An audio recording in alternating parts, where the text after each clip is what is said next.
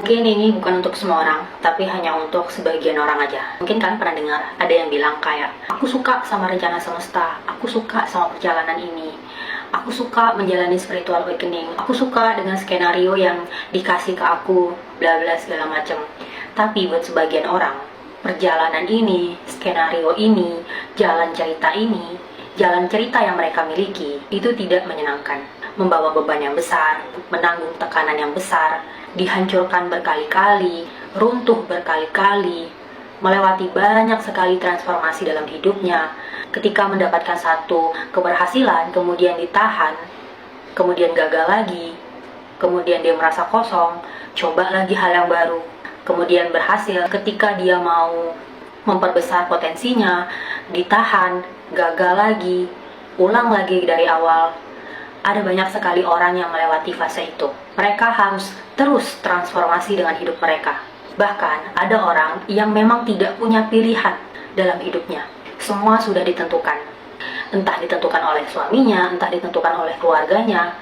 Dia tidak pernah punya pendapatnya sendiri. Dia tidak pernah mengambil keputusannya sendiri. Bahkan ada orang yang selama ini di pikirannya itu cuma kayak kerja. Tapi entah kenapa, dia pasti ngerasa kayak selalu diarahkan ke satu hal. Padahal satu hal ini, menurut dia, nggak mungkin dia bisa sampai di sana. Atau, dia denial aja dengan hal itu. Mereka maunya ini nggak bisa. Mereka harus kembali ke titik itu. Mereka maunya itu nggak bisa. Mereka akan diputar balik ke titik itu.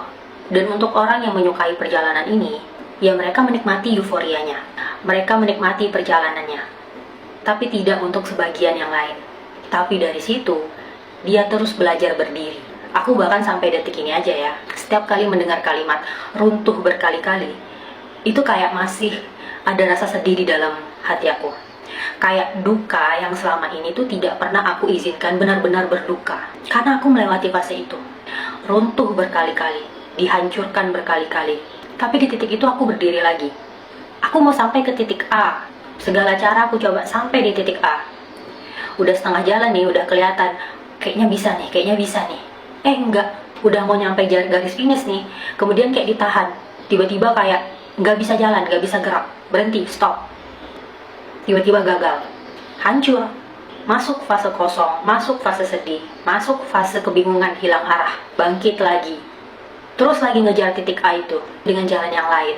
Udah setengah jalan, udah kelihatan kayaknya kali ini berhasil deh, udah, kemudian udah mau garis finish, stop, nggak bisa diteruskan. Dan alasan itu hanya menjadi rahasia Tuhan. Kenapa kamu belum bisa jalan ke sana? Kenapa kamu belum bisa sampai di sana? Itu masih rahasia. Tapi akhirnya aku sadar, ternyata selama hidup aku itu aku mengalami banyak sekali transformasi. Apa yang aku pikir, ini jalannya, ternyata memang benar itu jalannya. Tapi aku tidak diizinkan, atau lebih tepatnya belum diizinkan untuk sampai ke finish. Karena dari fase hancurnya aku itu, runtuhnya aku berkali-kali itu, jatuh bangunnya aku berkali-kali itu, ternyata pondasinya itu sedang disiapkan. Pondasinya itu sedang diperkuat. Makanya kadang aku merasa kayak, kok aku selalu merasa terlambat ya dari teman-teman aku yang lain. Kok aku selalu merasa ketinggalan ya dari teman-teman aku yang lain. Karena teman-teman aku itu, mereka menjalaninya dengan penuh euforia.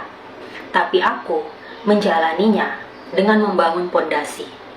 Membangun pondasi itu tidak akan kelihatan dari luar, tapi ruang batinnya sedang dibentuk. Wadahnya sedang dibangun. Kapasitasnya sedang diperbesar. Dan itu nggak mudah, nggak gampang. Fase kehilangan arahnya itu bingung. Kadang merasa nggak adil, kadang mau marah tapi kayak menahan.